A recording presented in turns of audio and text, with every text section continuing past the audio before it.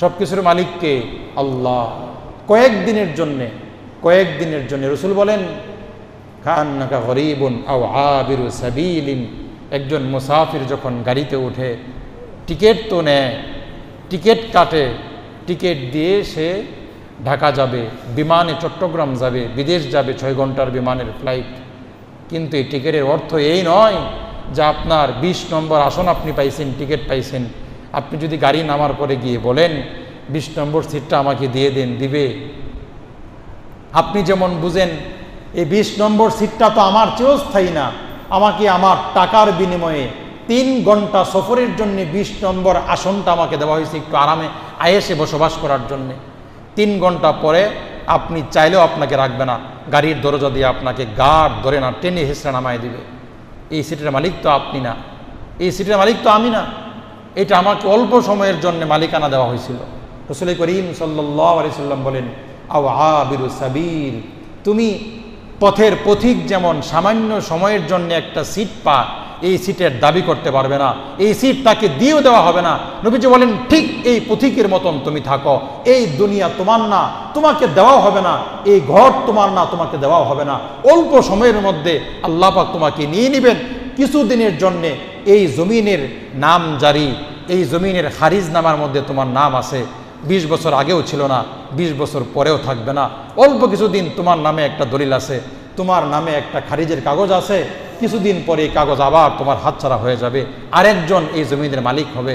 অতএব এই টিকিট, এই কাগজ সামান্য সময়ের আরামায়েশের জন্য, এইটার মালিক তুমি কিন্তু না। নবীজির হাদিস আও আবিরু সাবিলিন, একজন পথিকের মতন, মুসাফিরের মতন সামান্য সময়ের টিকিট তোমাকে দেওয়া হয়েছে, এইভাবে তুমি বসবাস করো। আল্লাহ তাআলা আমাকে আমাদেরকে বুঝদান করুন। চিরস্থায়ী জায়গা যেটা, যেই পথ থেকে আমরা কেউ বাঁচতে পারবো না। মৃত্যুর সুবল থেকে কেউ বাঁচতে পারছে বলেন? কেউ বাঁচতে পারে নাই। মহাশক্তিধর ক্ষুধা দাবিদার ফেরাউনকে মৃত্যু যেমন ছাড়ে নাই, আল্লাহ পাক রব্বুল আলামিনের প্রিয় বান্দা কালিমুল্লাহ মূসাকেও মৃত্যু ছাড়ে নাই। ছাড়ছে বলেন? ছাড়ে নাই।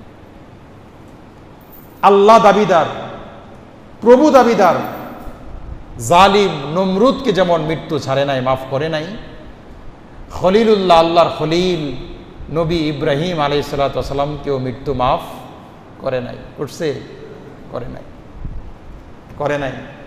পৃথিবীর ধনাঢ্য ব্যক্তি কারুন, যার কোটি কোটি বিলিয়ন বিলিয়ন টাকা সম্পদ ছিল, যার এই কারুন যেমন তার সম্পত্তির মাধ্যমে মৃত্যুর হাত থেকে বাঁচতে পারে নাই, ঠিক পৃথিবীর সবচেয়ে গরিব মানুষটাও তার অসহায়ত্ব পেশ করেও মৃত্যুর হাত থেকে বাঁচতে পারে নাই।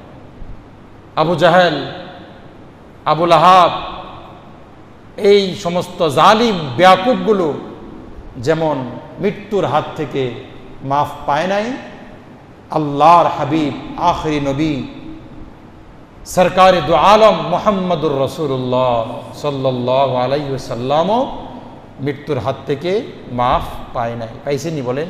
পায় নাই। আবু বকর সিদ্দিক যেমন মাফ পায় নাই, ওমরও মাফ পায় নাই।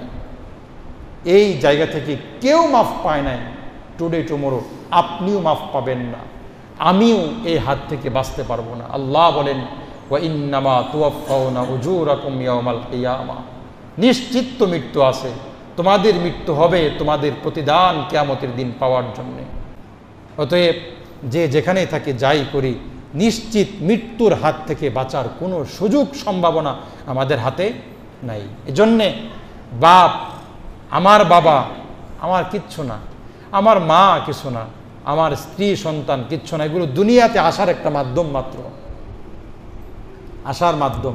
হাসরের দিন বাপ আমাকে চিনবে না, আমি আমার সন্তানকে চিনব না, আমার সন্তান স্বীকারই করবে না যে তুমি আমার বাপ। আপনি আপনার সন্তানকে স্বীকারই করবেন না, আল্লাহ পাক নিজে বলছেন এটা।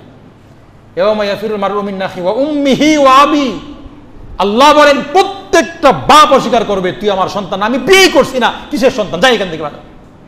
সন্তান গিয়ে বলবে আপনি আমার বাবা, গিয়ে বলবে আমি বিপদের মধ্যে পড়ছি, মা আমার একটা নেকি দিয়া উদ্ধার করো, আজকে আমি বড় বিপদের মধ্যে পড়ছি। মা বলবে আমি নিজেই তো জাহান্নামী হয়ে গেছি, আমি তোরে কেমনে নেকি দিব? বলবে আপনি তো জাহান্নামী হয়েই গেছেন, নেকিগুলো আমার দিয়ে দেন, আমার দিয়ে দেন, আপনি জাহান্নামে যান। তখন মা বলবে আমি তো বিয়েই বসি নাই, আমার তো সন্তানই হয় নাই, যা এখান থেকে, আমার জীবনে কোনো সন্তান ছিল না।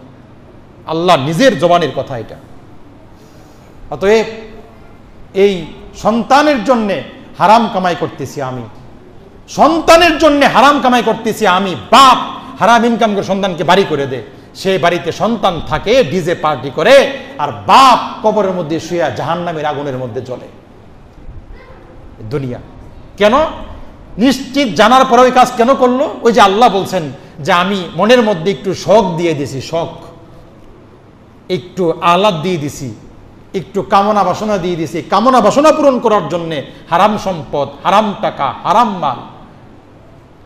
কালকে দেখি একজনে মন্তব্য করছে যে কিছু মানুষ আছে এমন তারা কি করে, তারা বলে যে হারাম খাইলে তো ইবাদত হয় না, এজন্যে হারাম টাকা দিয়া বাড়িঘর করে আর চাকরির মাধ্যমে হালাল বেতন দিয়া বাজার করে। এগুলোকের মন্তব্য বলে আমি হারাম যেগুলো আমি উপরি কামাই করি, এগুলো দিয়ে আমি জমি কিনি, ঘর করি, আমি এটা খাই না, এটা আমি পেটের মধ্যে দেই না।